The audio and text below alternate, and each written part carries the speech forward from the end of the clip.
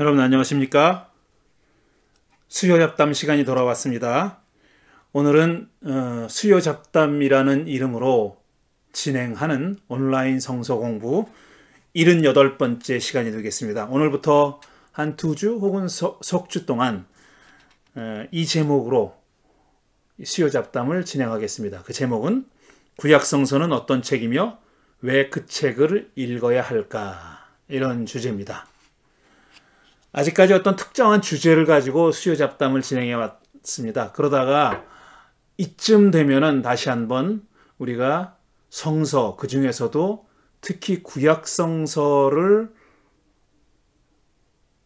왜 우리가 읽어야 하는지, 그 구약성서가 어떤 책인지, 어떤 성격을 가지고 있는 책인지 하는 것을 살펴보고, 왜 그 구약성서를 우리가 읽고 있는지, 그리스도인들이 왜 그 구약성서를 읽어야 하는지에 대해서 말씀을 드리려고 합니다.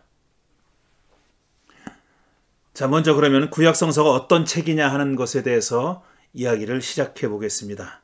구약성서를 성격 짓는, 구약성서가 어떤 책이다 하는 구약성서의 성격을 규정하는 여러 가지 말들이 있습니다. 개념들이 있는데 몇 가지를 제가 여기 가져왔습니다. 구약성서는 먼저 한 권의 책이다. 한 권의 책이죠. 우리 그리스도교인들이 갖고 다니는 성서는 구약성서와 신약성서 두 권으로 이루어져 있는 이렇게 한 권의 책을 들고 다니잖아요. 그래서 신구약성서, 왜 구신약성서라고 안 하고 신구약성서라고 부르는지 모르겠어요. 구약이 먼저 나오는데 구약과 신약성서의 합본을 가지고 있습니다. 그렇지만 물론 유대교인들은 신약성서가 그들의 경전이 아니니까 우리가 구약이라고 부르는 책만 가지고 있는 거죠. 그러니까 그것을 그냥 성서라고, 책이라고 그렇게 부르는 겁니다. 그러니까 구약성서는 신약성서와 별도로 한 권의 책입니다. 그리고 신약성서도 물론 한 권의 책이고요. 그 둘을 붙여서 우리가 구약과 신약성서를 가지고 다니는 거죠. 그렇게 읽는 거고요. 그러니까 한 권의 책입니다. 그 다음에 두 번째로는 또 조금 더 파고 들어가 보면은 구약성서는 39권의 서로 다른 문서가 모여 있는 겁니다. 창세기, 출애굽기, 레위기, 민수기, 신명기, 이걸 모세오경이라고 부르는데 물론 모세오경을 한 권의 책으로 묶을 수도 있어요. 비슷한 성격을 공유하고 있기 때문에 그렇습니다. 그리고 또 옛날에는 이게 한 두루마리로 적혀 있었거든요. 그러니까 한 권의 책으로 취급한 거죠. 요즘같이 이렇게 인쇄술이 있고 이렇게 책을 재본해가지고 우리가 가지고 다니는 그런 시대가 아니기 때문에 그 이제 코덱스라고 부르죠. 우리 책처럼 생긴 거. 근데 그 전에는 이제 두루마리를 이렇게 말아다가 쫙 펴가지고 읽었었잖아요. 근데 그 하나의 두루마리에 담을 수 있는 그런 분량이었습니다. 오경이. 그러니까 일단 한 권의 책으로도 생각했던 것이죠. 그렇지만 그것도 쪼개보면 이제 창세기, 출애굽기, 레위기, 민수기, 신명기 이렇게 5권의 책으로 되어 있지 않습니까? 그리고 뭐 그 이외에 뭐 여호수아, 사사기, 사무엘 상하, 열왕기 상하, 역대 상하, 뭐 에스라, 느헤미야, 시편, 욥기, 전도서 등등 각각의 서로 다른 문서들인 겁니다. 그렇게 서로 다른 문서 39권이 하나로 모여 있는 거죠. 컬렉션이죠. 그래서 문서 모음집으로 볼 수도 있는 거죠. collection of documents. 하나의 문서의 모음집이다. 이렇게도 성격 규정할 수 있는 거고요. 한 권의 책이자 여러 문서들이 모여 있는 문서 모음집이라는 얘기입니다. 그 다음에 또 하나의 경전이라고 얘기하죠. 경전, scripture라는 거는 한 종교가, 특정한 종교가 권위 있는 그런 책이라고, 권위 있는 문서라고 인정하는, 그 종교의 가르침을 담고 있는 문서라고 인정하는 책입니다. 그러니까 성경은, 구약 성경은 유대교와 그리스도교가 경전으로 받아들이고 있는, 스크립처로 받아들이고 있는 그런 책입니다. 그러니까 하나의 경전이라고 성격을 규정할 수도 있습니다. 그 다음에 또 우리 그리스도교에서는 이게 경전의 일부입니다. 반복해서 말씀드리지만 구약 성서 말고도 신약 성서가 있기 때문에 경전의 일부인 거죠. 그리고 신약 성서도 마찬가지로 경전의 일부가 되는 겁니다. 왜냐하면 구약 성서가 또 따로 있기 때문에 그렇습니다. 경전의 일부이기도 하고 그 다음에 또 한 권의 고전이라고도 생각하죠. 그러니까 굳이 유대교인이나 그리스도인이 아니라 할지라도 다시 말해서 이 구약 성서를 경전으로 종교적 가르침이 들어있는 경전으로 받아들이지 않는다 할지라도 가치 있는 인류의 유산이라고 생각하는 겁니다. 하나의 고전으로 생각하는 그런 사람들도 있습니다. 그리고 성서를 어떤 경전이 아니라 고전으로 연구하는 사람들도 많이 있습니다. 우리 한국 기독교인으로서는 참 실감이 나지 않는 말씀일 수도 있어요. 아니, 성경을 연구하는 사람이 당연히 그 성경을 경전으로, 그러니까 하나님의 말씀으로 연구하는 것이지 그걸 무슨 하나의 그냥 고전으로, 예를 들어서 뭐 논어나 장자나 노자나 아니면 호모나 일리아드나 뭐 이런 식으로 고전으로 연구한다는 게 말이 안 된다고 생각할지 모르지만 이걸 하나의 역사적인 가치가 있는, 그 다음에 고전적인 가치가 있는 문서로 그렇게 보고 연구하는 사람들도 있습니다. 그러니까 하나의 고전이라고도 말할 수 있는 거죠. 또 한편으로는 이 구약 성서를 이스라엘이라고 하는 하나의 특정한 종족, 특정한 한 민족의 역사라고 보기도 하는 겁니다. 그러니까 History of Israel, 이스라엘의 역사책이라고 보는 그런 견해들도 있다는 겁니다. 이렇듯이 구약 성서를 바라보는 시각이 매우 다양합니다. 한 권의 책으로 볼 수도 있고 다양한 문서의 모음집으로 볼 수도 있고 그 다음에 한 종교의 가르침을 담고 있는 경전으로 볼 수도 있고 그 다음에 경전의 일부로 볼 수도 있고, 이게 경전이 다가 아니다는 거죠. 구약 성서가 다가 아니라는 얘기고 경전의 일부로 보기도 하고 그 다음에 하나의 고전적인, 인류의 고전적인 어떤 자산, 고전이라고 하는 자산으로 보기도 하고 또 특정한 한 민족, 이스라엘이라고 한 민족의 역사를 담고 있는 책으로 보기도 합니다. 이렇게 다양한 생각을, 구약 성서에 대해서 다양한 견해, 시각, 생각을 가질 수 있습니다. 우리는 그렇지만 지금 이 영상을 보시는 대부분의 사람들은 그리스도인일 테니까 그리스도인들에게 이 구약 성서는 어떤 책인가 하는 거죠. 이렇게 질문하면은 당연히 경전이다, 하나님의 말씀이다, 이런 두 가지 대답이 가능합니다. 경전 얘기는 금방 했으니까 기독교와 유대교의 종교적, 신앙적 가르침을 담고 있는, 교훈을 담고 있는 책이다 이거죠. 그 종교인들이, 그러니까 유대교와 그리스도교에 속해 있는 종교인들이 지켜야 할 어떤 계명이든지 아니면 삶의 방식, 어떻게 살아야 하느냐, 윤리를 포함해서 어떻게 살아야 하느냐 하는 삶의 방식이 담겨있는 그런 경전으로 보기도 하는데, 조금 더 구체적으로 그리스도인들은, 그리고 유대교인들도 마찬가지지만 이 구약 성서를 하나님의 말씀이다, 하나님의 말씀이다라고 이렇게 믿고 고백하고 있습니다. 하나님의 말씀이다, 구약 성경이 하나님의 말씀이다. 이게 간단한 것 같아요. 뭐 딱 떨어지는 말씀 같죠. 구약 성서는 하나님의 말씀이야. 그런데 따지고 들어가면 조금 더 깊이 있게 생각해 보면 어떤 의미에서 하나님의 말씀이라는 얘기냐? 이렇게 물었을 때 대답이 다 같지 않습니다.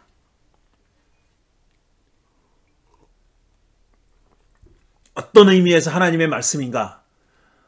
이게 하나님의 입에서 나온 말씀을 그대로 받아 적은 말씀인가?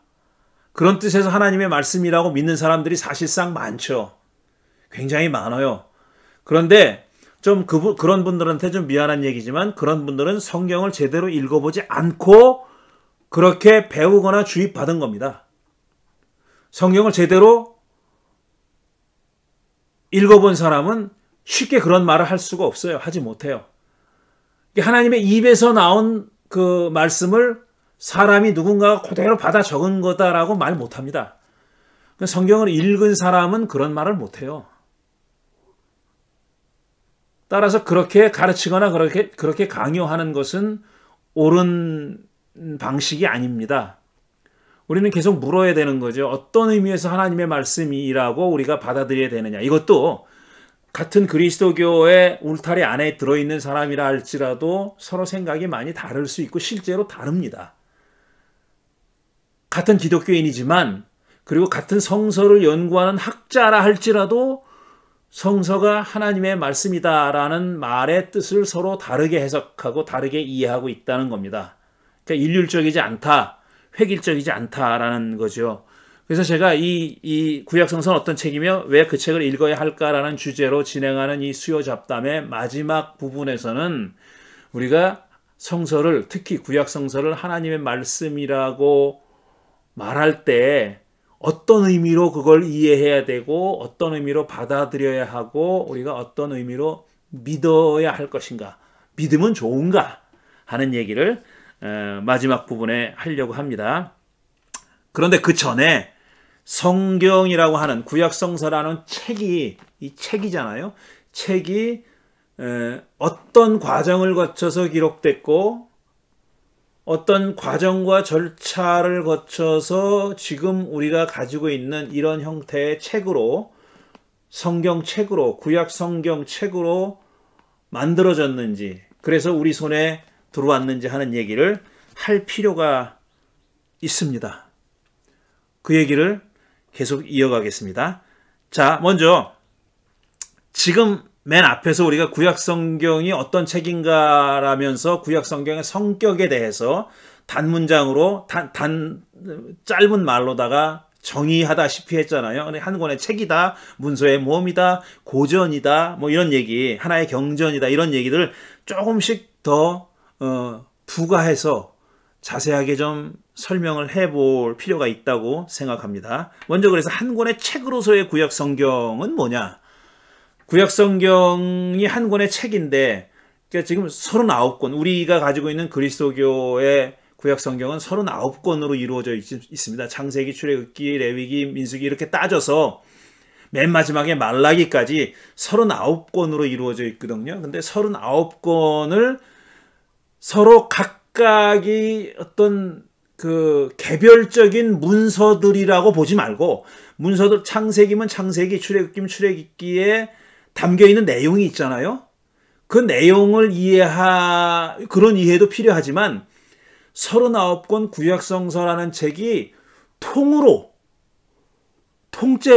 이렇게 하나의 책으로서 구약성서는 의미가 있습니다. 그건 나름의 신학이 있다라는 얘기예요. 한 권의 책으로서의 지금 39권이 들어있는 한 권의 책으로서의 구약성경이 지금 배열되어 있는 목차 순서대로 이해하면은 어떤 특별한 신학을 거기서 반영하고 있다는 겁니다. 특별한 생각을, 독특한 생각을 반영하고 있다는 거예요. 39권이 존재한다는 사실과 그 다음에 지금 우리가 가지고 있는 순서대로 배열되어 있는 그 배열 순서가 어떤 신학을 말하고 있다는 그런 말씀이에요. 왜 제가 이런 말씀을 드리냐면은 유대교는 순서가 다릅니다. 우리와 책의 종류는 똑같아요. 39권 똑같습니다. 그런데 배열이 달라요. 순서가 달라요. 그러니까 목차를 보면 목차가 다른 거예요. 앞부분은 똑같은데 중간쯤으로 가면 완전히 달라집니다. 순서가 달라지는데, 이렇듯이 한 권의 책으로서의 구약성서가 나름의 사상과 신학을 담고 있다. 근데 그 신학은 유대교와 다르다라는 얘기입니다. 유대교와는 다르다라는 얘기인데, 한마디로 얘기하면 뭐냐면 우리가 가지고 있는 구약성서는 예언서가 맨 마지막에 있어요. 그런데 유대교는 역대기가 맨 마지막에 있습니다. 우리가 흔히 역사서라고 부르는 그 역대기, 에스라, 느헤미야 역대기가 맨 마지막에 있어요. 왜 그렇게 배열되어 있느냐 하면은 그리스도교의 구약성서는 앞으로 오실 예수를 예언하는 성격의 책이라는 것을 그 배열로서 보여주는 겁니다. 예언서는, 그리스도교에서는 예언서를 어떻게 해석을 했냐면 기본적으로 어떤 특정한 예언들이 있지만 그 시대에 하나님이 주신 말씀이라고 여겨지는 그런 말씀들, 예언들이 그 안에 들어있지만 미가는 미가의 예언이 있고 미가의 신학이 있고 호세아는 호세아의 신학이 있고 이사야는 이사야의 신학이 있고 그렇게 각각의 단권으로서 예언서 이사야, 예레미야, 에스겔 그런 순서로 나가잖아요.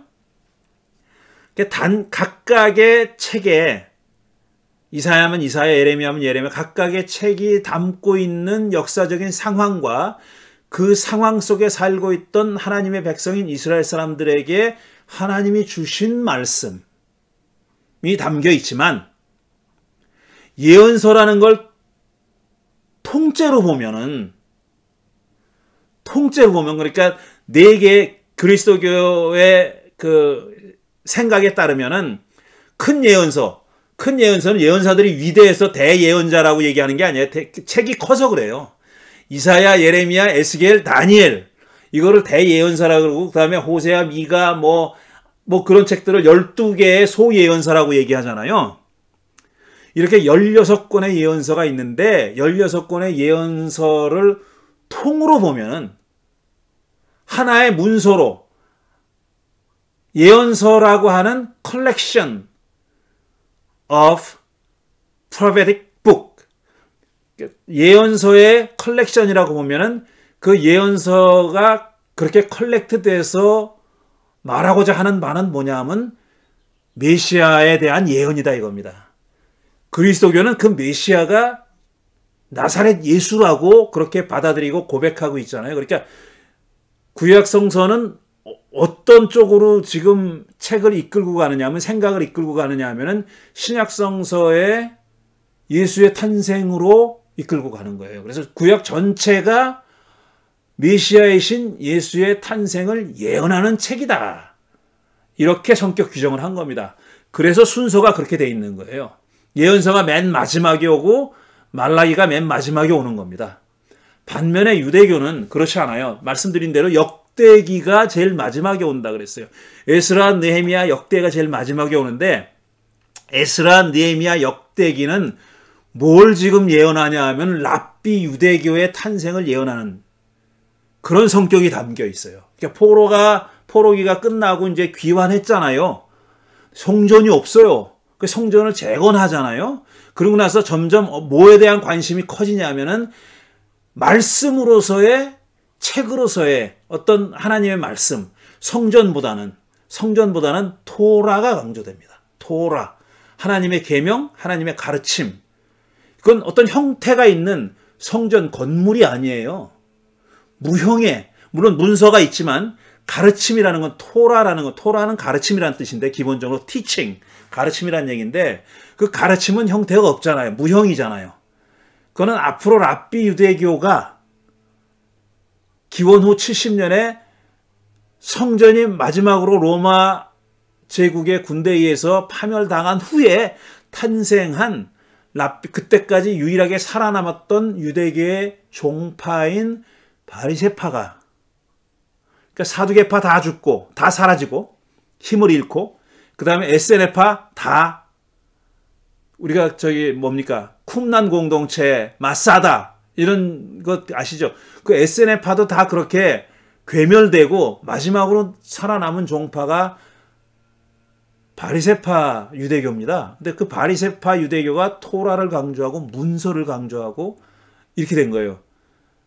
그래서 이 토라를 중심으로 하는 랍비 유대교가 탄생하는 것을 미리 예언하고 그렇게 된 거예요. 그래서 그런 순서로 만들어진 거예요.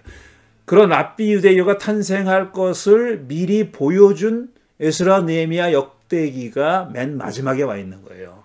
그리고 유대교는 그 다음에, 우리는 기독교는 그 다음에 신약이 나오잖아요. 근데 유대교는 그렇지 않아요. 탈무드나 미시나나 뭐 이런 그 유대교 문서, 랍비들의 가르침, 그러니까 토라에 대한 해설인 랍비들의 가르침이 그 다음에 나와요. 우리의 신약 성서에 해당하는 것이 그들에게는 탈무드와 같은 랍비들의 가르침입니다. 그리고 그 가르침이 구약성서, 우리가 말하는 구약성서, 그들인 탄악이라고 부르는 그 구약성서만큼 권위를 가지고 있습니다. 이렇게 배열에서부터 한 권의 책으로서의 구약성서도 유대교와 비교해 보면은 하나의 일정한 신학을 가지고 있는 겁니다. 그 신학은 한마디로 메시아이신 나사렛 예수의 탄생과 그분의 사역을 예언하고 있는 그런 성격이다 하는 거죠. 그 다음에 두 번째로 문서 모음집으로서 구약성서는 제가 미리 말씀드렸습니다. 방금 말씀드린 대로 각각의 책은 39권 각각의 책은 나름의 역사적인 정황과 그 다음에 나름의 역사 신학을 가지고 있는 겁니다. 나름의 가르침 신학을 가지고 있어요. 그러니까 문서 모음집으로서 구약성서는 각각의 책들을 별도로 연구할 필요가 있고 별도로 이해할 필요가 있는 겁니다. 창세기는 창세기를 창세기 나름으로 이해할 필요가 있는 거고, 출애굽기도 마찬가지고 욥기도 마찬가지고 다 마찬가지예요. 그렇게 각각의 39권의 책은 각각 독특한 사상과 신학을 가지고 있다. 이런 얘기고요. 그 다음에 세 번째로 하나의 경전으로서의 구약성서는 방금 말씀드린 대로 종교적 가르침을 가지고 있는 겁니다. 근데 그 종교적 가르침이 각각의 책으로도 지금 서로 달리, 그러니까 막 섞지 말고 연구해야 될 필요가 있어요. 창세기는 창세기의 신학이 있는 거고, 레위기는 레위기 신학이 있는 겁니다. 따로 연구할 필요가 있는 거고, 이해할 필요가 있는 거고, 또 그 다음에 그걸 조금 더 큰 단위로, 오경이면 오경, 그 다음에 역사서면 역사서, 그 다음에 지혜문학이면 지혜문학, 이런 단위로 조금 더 큰 단위로 따로 연구하고 따로 이해할 필요도 있는 거죠. 이게 하나의 경전으로서의 구약성서가 그렇고요. 그 다음에 경전의 일부로서의 구약성서는 지금 말씀드린 그대로입니다. 신약성서를 우리가 가지고 있는 구약성서의 39권과 그 다음에 그 배열은, 목차는 신약성서를 이미 전제하고 있는 겁니다. 그러니까 신약성서와의 관련 속에서 구약성서를 이해할 필요도 있는 거예요. 구약성서를 단독적으로 그것만 떼어내서 이해하고 그것만 경전으로 받아들이는 것은 그리스도인의 태도가 아니에요. 신약성서라는 중요한 또 다른 경전이 있지 않습니까? 그러니까 양자의 관련성을 우리가 이해하는 것이 필요해요. 그런데 여기서 한 가지 많은 기독교인들이 범하는 오류는 그게 과할 때, 그러니까 신약성서의 시각으로, 신약성서라는 안경으로 선글라스를 끼고 색안경을 끼고 구약성서는 무조건 거기에 맞춰서 이해하려고 하는 그런 태도는 극히 위험하고 극히 잘못됐다라는 겁니다. 물론 신약성서를 우리가 그 시야에 넣고 구약성서를 읽는 것은 필요해요. 그렇지만 정말 뭐라 그래야 되나, 억지 춘향식으로 그렇게 해석하는 경우가 많아요. 뭐 무슨 글자 비슷하면 그냥 이건 예수님에 관한 얘기다, 이런 건 곤란하다 하는 거죠. 오히려 처음에는 그렇게 관련을 무리하게 지으려고 하기 전에 그 구약성서가 그 텍스트, 그 가르침만으로 뭘 말하고자 하는 거냐, 그 텍스트가 그 자체로서 말하려고 하는 바가 무엇인지를 이해하는 것이 먼저입니다. 그리고 나서 구약성서와 신약성서의 그 텍스트와 신약성서와의 관련성을 탐구하는 것이 올바른 순서라는 겁니다. 그래서 신약과의 관계를 가지고 구약성서를 읽는 것은 반드시 필요한데, 또 어떤 의미에서는 분명히 신약성서가 구약성서를 해석하는 어떤 기준이 되는 것은 사실이에요. 그러니까 예수라는 분이, 나사렛 예수라는 분이 구약성서를 바라보는 하나의 색안경 역할을 하는 것은 분명합니다. 그런데 제가 자꾸 말씀드리지만 그게 과하면 곤란하다는 거죠. 뭐 모든 구절들, 모든 사건들을 그렇게 이해하려고 해서는, 그렇게 억지춘향식으로 이해하려고 해서는 곤란하다라는 얘기입니다. 분명히 예수님이 구약성서의 말씀을 그대로 따른 경우도 있어요. 그리고 구약성서의 말씀을 굉장히 강화하거나 심화시키거나 심지어는 구약성서의 어떤 특정한 부분에 거스르는 그런 말씀을 하신 적도 있어요. 그럴 때 왜 예수님은 이걸 그대로 따라갔을까? 왜 이 경우에는 예수님이 그거를 심화시키거나 확장하거나 했을까? 그 이유를 따져보는 게 필요하고, 왜 또 마지막으로 왜 어떤 경우엔 거의 구약 성서를 전적으로 부정하는 것처럼 말씀하셨는데 그 이유는 뭘까? 왜 그렇게 말씀하셨을까를 따져볼 필요가 있다라는 겁니다. 그 다음에 다섯 번째로 고전으로서의 구약 성서. 이건 뭐 더 설명할 필요가 없겠죠. 하나의 고전으로 생각하는 겁니다. 노노맹자처럼 아니면 서양의 많은 고전들처럼 그렇게 생각하는 건데, 그런 시각도 있을 수 있다라는 겁니다. 고전인 거는 분명해요. 그런데 우리는 종교인이니까, 그리스도인이니까 하나의 경전으로 받아들이는 거죠. 고전에 머물지 않고 하나의 경전으로 받아들이는 거고, 그 다음에 마지막으로 이스라엘이나 한 민족의 역사로서 구약 성서. 그거는 맞는 말이지만 전적으로 충분한 말은 아닙니다. 구약 성서의 역사가 담겨 있죠. 그렇지만 구약 성서 전체가 이스라엘의 역사가 담겨 있는 건 사실이지만 구약 성서 전체가 이스라엘의 역사라고 볼 수는 없는 거죠. 그러니까 하나의 부분집합일 수는 있어요. 구약 성서의 부분집합. 이스라엘 역사를 기록한 그런 부분도 있고, 그 다음에 그 중요한 부분을 차지하고 있는 건 사실인데, 그렇다고 이스라엘이라는 한 종족의 역사를 말하기 위해서, 그것만을 말하기 위해서 구약 성서가 존재하는 건 아니고요. 그 다음에 구약 성서의 역사라고 말할 수 없는 그런 부분들도 구약 성서 안에는, 이스라엘의 역사라고 말할 수 없는 그런 부분들도 구약 성서 안에는 존재하고 있다라는 얘기입니다. 자, 그 다음에 우리가 또 생각해 볼 게, 구약 성서가 지금 우리 손에 오기까지의 역사, 이게 또 장구한 역사를 자랑합니다. 어느 날 하루아침에 하나님이, 뭐 길기니까 내용이 많으니까 하루아침은 안 되겠지만, 하나님이 저 하늘 위에서 불러준 걸 사람이 받아 적은, 그런 짧은 기간 동안에 구약 성서가 형성되고 만들어진 건 아니에요.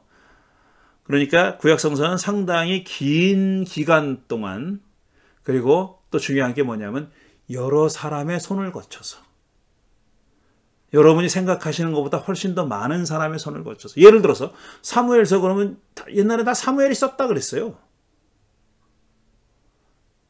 시편, 그러면 시편을 다 다윗이 썼다고 이렇게 생각했습니다. 그렇지 않아요. 또 모세오경은 모세가 썼다. 사실 아닙니다. 그거는 팩트가 아니에요. 사실이 아니에요.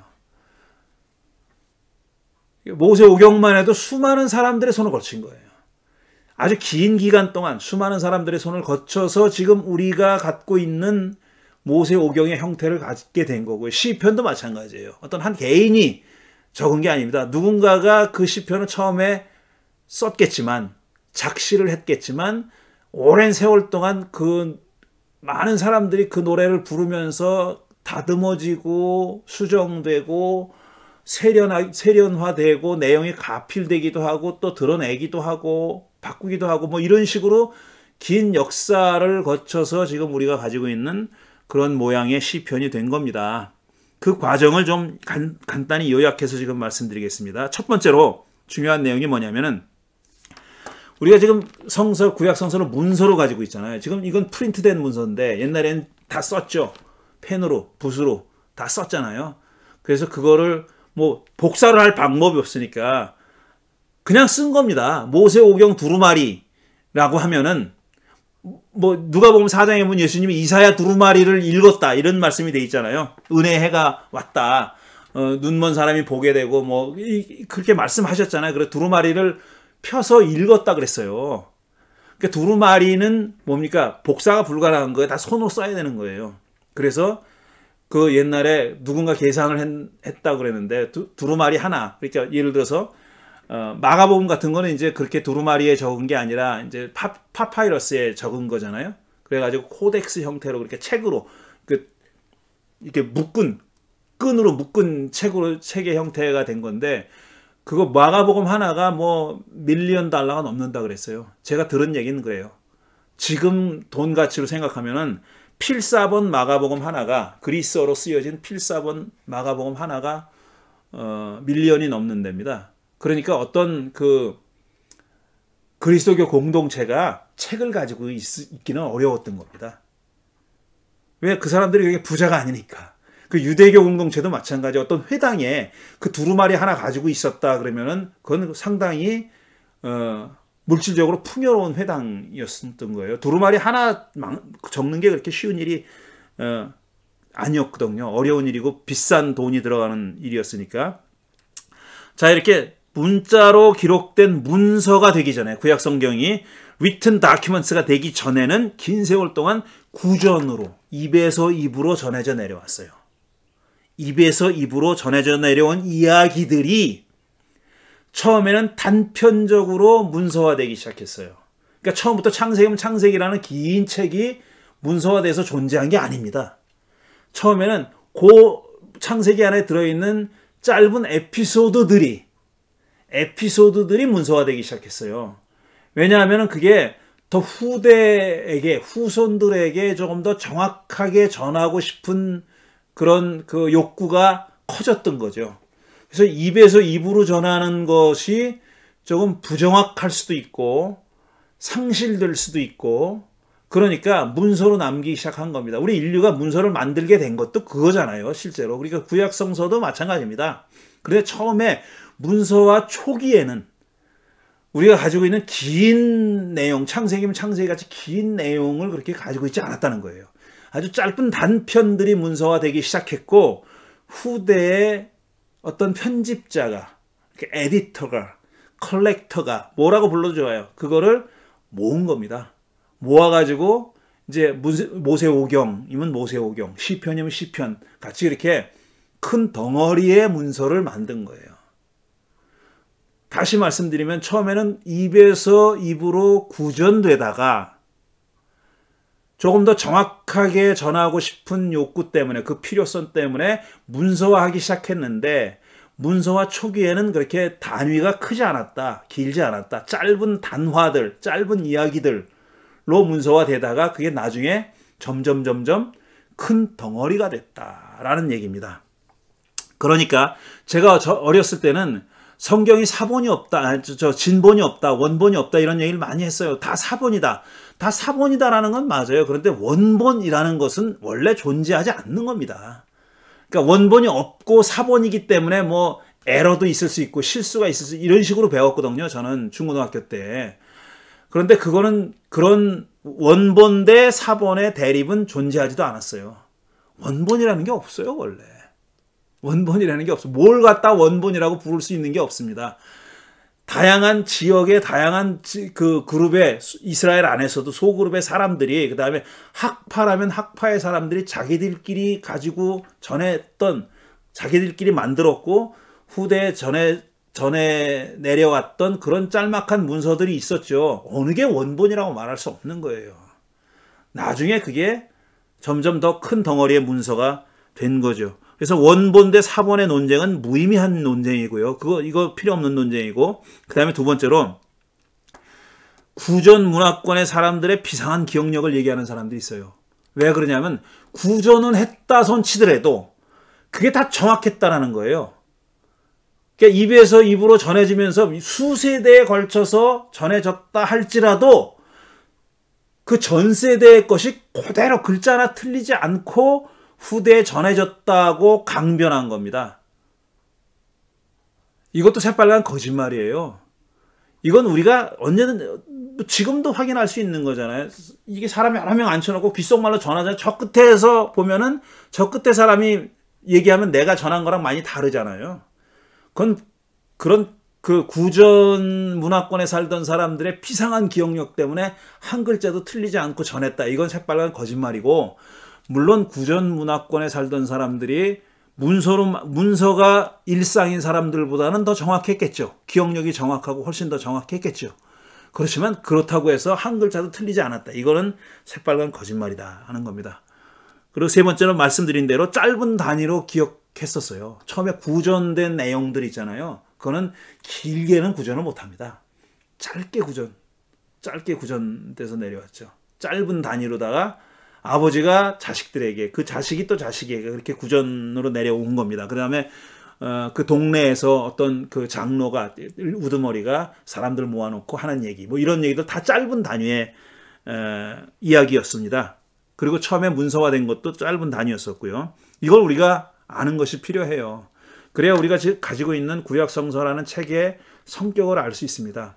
지금은 우리가 이렇게 완전히 고정된, 픽스된 그런 문서로서 구약성서를 가지고 있지만 처음부터 그런 건 아니었다라는 얘기.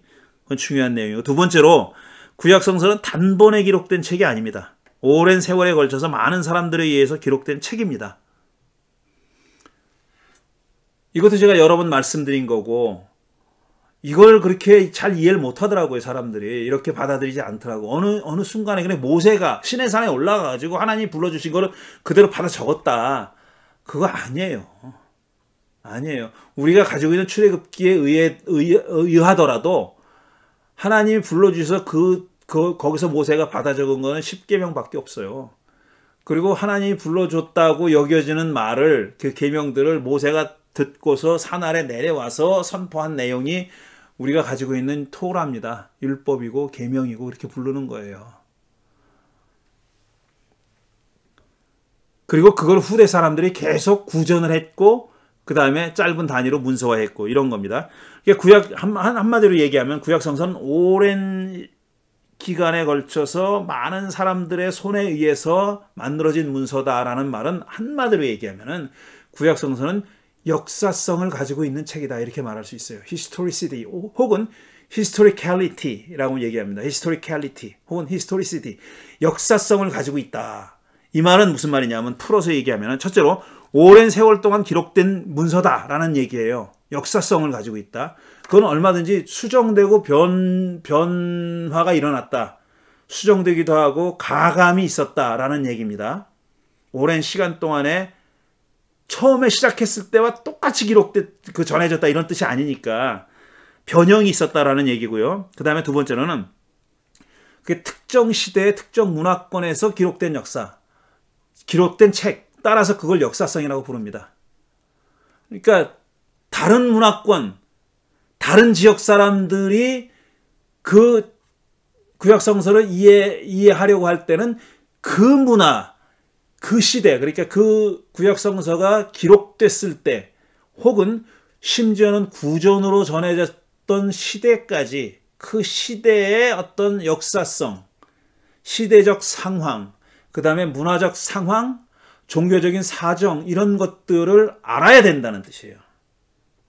그걸 알지 못하면은 구약성서를 이해할 수 없다라는 뜻입니다.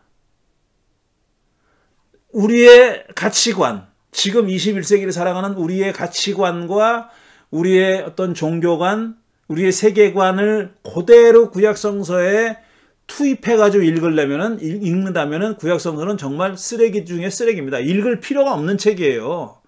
말도 안 되는 책입니다.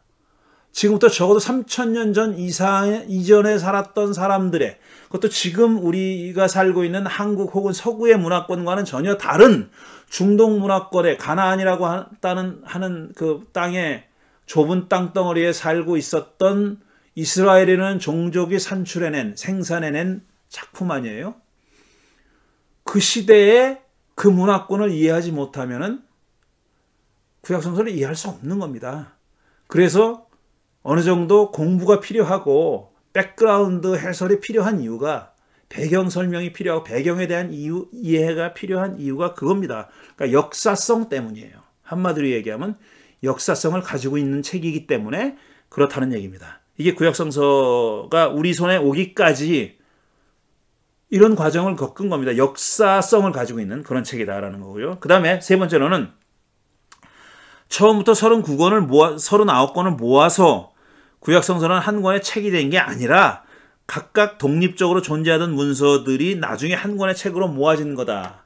다시 반복해서 앞에서 말씀드린 내용인데, 이게 이제 요즘은 지금 말씀드리려는 내용이 역사적인 사실이 아니라고 주장하는 사람들도 많이 있는데, 그동안 어떻게 이해해 왔냐면은 얌리아라는 하는 곳에서 그 당시 기원 후 한 90년경에 그 바리새파 유대교, 랍비 유대교의 유명한 유대교 랍비들을 모여서 살아남은 종파가 바리새파 유대교밖에 없었거든요. 그들은 이제 그들의 스승들을 랍비라고 부르는데, 선생이라고 부르는데, 그 저명한 그 시대에 영향력이 있는 권위 있는 랍비들이 모여서 얌리아라는 곳에 기원 후 90년경에 모여서 회의를 해서 몇 가지 사항을 정했는데, 그게 뭐냐면은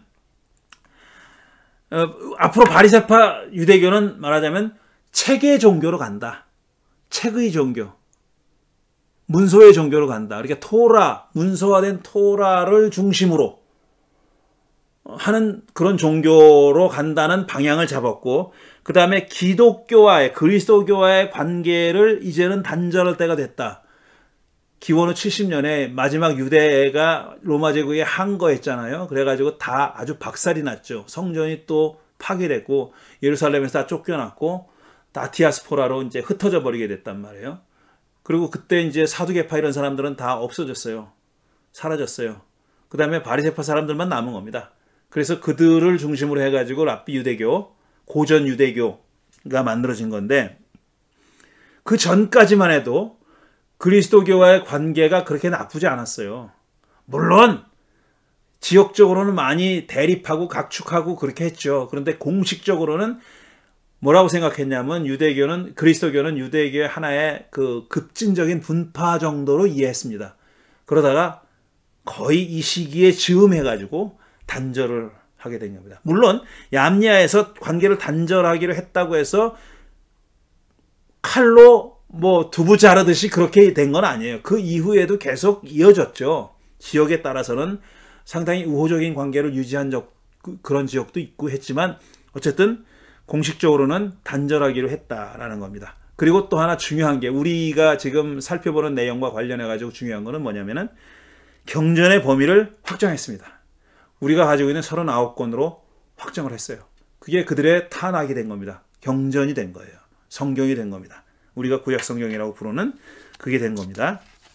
자, 그 다음에 그럼 우리가 지금 가지고 있는 구약 성경, 이 우리가 가지고 있는 구약 성경은 어떻게 돼서 이런 우리가 구약 성경을 갖게 되느냐 하는 것을 말씀드리겠습니다. 구약 성경이라는 책은 지금 우리가 39권으로 되어 있잖아요. 근데 그러면은 39권을 통째로 전부 다 가지고 있는 사본, 39권이 다 들어있는 사본이 존재하느냐? 상당히 오랫동안 존재하지 않았어요. 아니, 존재했는지도 모르죠. 하지만 아직까지 발견되진 않았어요. 언제 것이 가장 최초냐? 그러니까 39권이 다 들어있는 사본, 최초의 사본은 알레포 사본이라는 겁니다. 알레포 코덱스라는 거예요. 그게 기원 후 10세기입니다. 그러니까 900년경. 기원 후 900년경. 지금부터 한 1200년 전에 발견된, 알레포라는 이름은 왜 들어있냐? 알레포에서 발견됐기 때문이에요. 알레포라는 지명이죠. 알레포 사본은 39권이 다 들어있는 현재 인류가 가지고 있는 최초의 사본입니다. 그 전에 무수히 많은 사본이 있어요. 그런데 39권이 다 들어있지 않은 겁니다. 그 중에서 가장 유명한 것이 사해사본이죠. 사해사본. 데드시 스크롤이라는 거. 거기도 성경 사본이 무지하게 많이 있어요. 그런데 다 있는 사본은 아니에요. 그리고 어떤 한 책이 이사야면 이사야가 온전히 다 있다 하는 것도 드물어요. 굉장히. 그러니까 쪽 사본입니다. 일부만 있는 사본들이 대부분이에요. 그래서 우리가 지금 가지고 있는 성경, 우리뿐 아니라, 우리 한글로 된 성경뿐 아니라 각국의 언어로 되어 있는 영어, 불어, 독어, 소수 언어들도 많이 있잖아요. 그 언어들이 각 나라의 성경이 기초하고 있는, 기반을 하고 있는 그 대본, 원본, 번역을 했잖아요. 근데 번역의 원본이 있잖아요. 원본은 뭐냐 하면은 알레포 사본과 매우 유사한, 그로부터 한 세기경 후의 것으로 생각되는 레닌그라드 코덱스입니다. 코덱스 레닌그라덴시스라고 부르는 거예요. 그거는 기원 후 11세기경의 것으로 여겨지는 사본입니다. 레닌그라드 사본.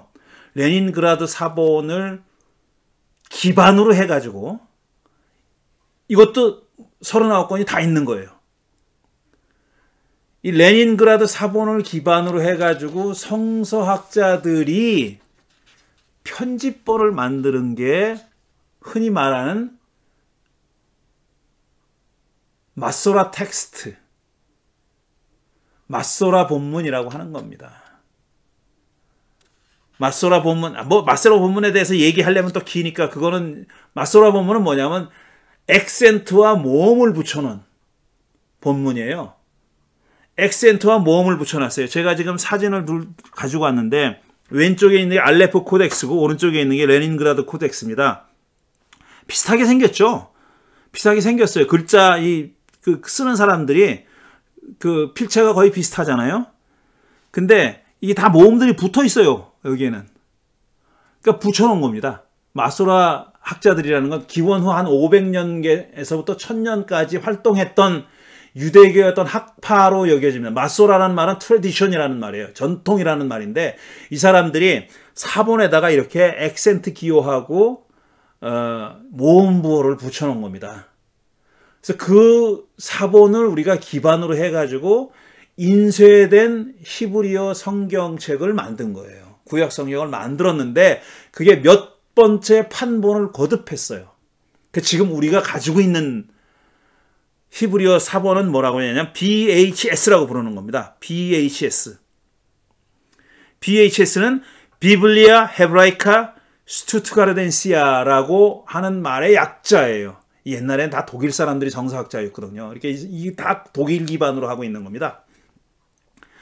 지금 BHS라고 하는 인쇄된 히브리어 성경을 가지고 각국에서 각 나라 언어로다가 번역을 한 거예요. 제가 지금 표준 세번역을 가지고 있는데 이 표준 세번역도 이 BHS를 가지고 번역한 겁니다.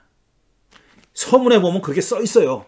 BHS 몇 판을 가지고 몇 번째 버전을 가지고 에디션을 가지고 이 책을 번역했다라는 것을 밝히고 있습니다.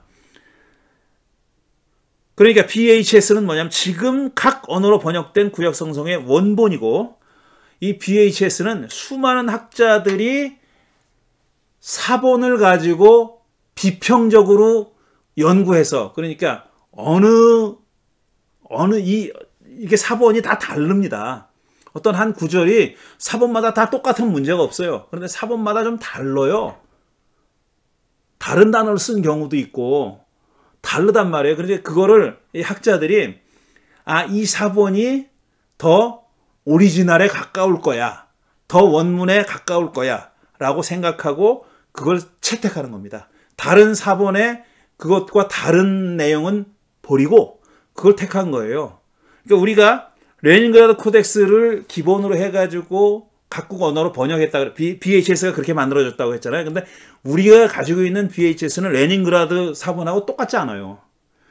레닌그라드 사본에는 이렇게 써 있지만 내용이 좀 어색하다든지 다른 사본에 보니까 다르게 적혀 있다든지 그래가지고 편집한 학자들이 이게 레닌그라드 사본보다 이쪽이 더 본래 뜻에 가까울 거야. 이게 맞는 표현일 거야. 라고 생각하면 그걸 채택했어요. 그렇게 해서 번역한 겁니다. 그러니까 수많은 학자들이 각고의 노력을 한 끝에 편집해온 성경이 BHS예요.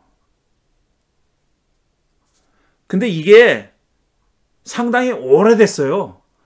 그래서 한 30년 전부터 30년 됐죠. 90년대였으니까 30년 전부터 그 넥스트 버전을 그러니까 BHQ라고 부릅니다.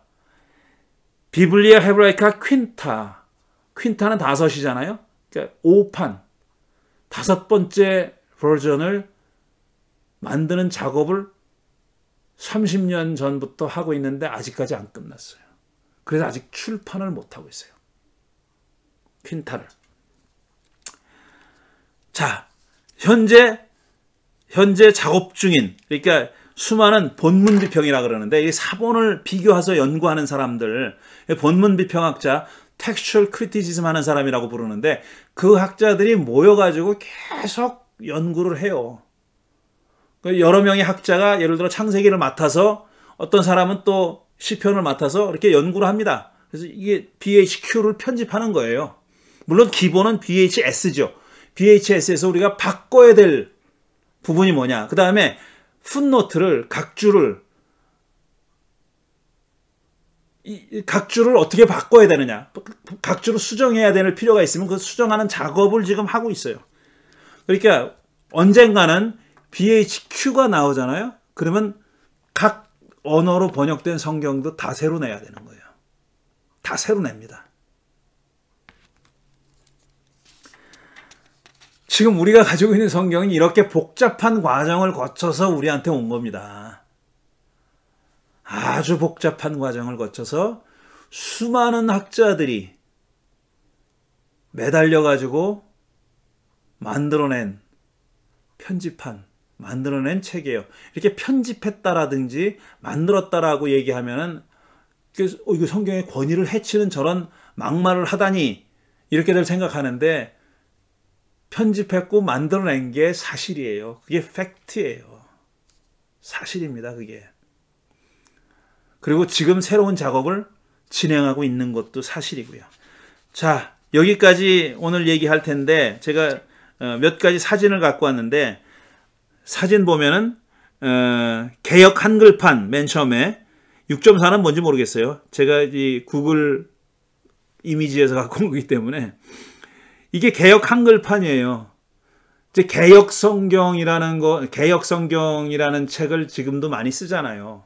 많은 대체로 교회에서 개역 성경을 씁니다. 뭐 가라사대 있고 이런 거 있잖아요. 그 성경을 지금도 써요. 그게 이제 고어체고 좀 권위 있어 보이니까 여전히 쓰죠. 오랫동안 그걸 쓰는데 또 개정개혁이라는 것이 나왔어요. 그래서 문맥도 좀 문맥에 맞게 말도 바꾸고 이렇게 한 개정개혁이 나오는데 또 개정개혁이 틀려먹었다고 얘기하는 사람들도 많이 있다는 얘기를 들었습니다.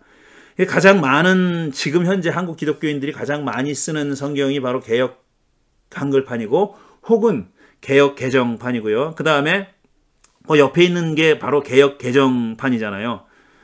다 성서공회에서 나온 겁니다. 대한성서공회. 그 다음에 그 개역 한글판 밑에 있는 게 표준세번역. 이 책입니다. 표준세번역이라는 거는 80년대죠. 그러니까 80년대에 한국의 개신교 성서학자들이 모여서 번역한 겁니다. 그전에는 이제 개역성경 아니면 카톨릭에서는 공동번역을 썼어요. 근데 공동번역은 1977년도에가 나온 건데 공동번역은 원래 약속이 개신교와 카톨릭이 공동으로 같이 쓰자. 성경을 하나 같이 쓰자. 그래가지고 공동으로 번역한 겁니다. 그 책임자가 이제 카톨릭에서는 선종환 신부님. 그 다음에 사진을 제가 보여드릴 텐데 그 사진 먼저 한번 띄워 봐주시겠어요? 오른쪽에 문익환 목사님, 왼쪽에 선종환 신부님 있고 이분들이 카톨릭과 개신교를 대표해가지고 번역한 성경이에요.